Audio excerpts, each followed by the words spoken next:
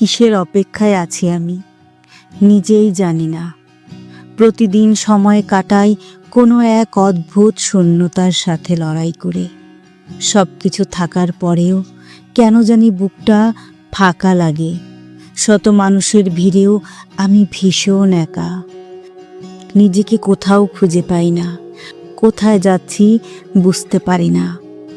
সব কিছু ধোঁয়াশা, সব কিছু এলোমেলো, নিজের কাছেই নিজের উত্তর মেলে না। কখনো মনে হয় আমি নিজেকেই হারিয়ে ফেলেছি। চেষ্টা করলেও আগের আমিটাকে আর খুঁজে পাই না।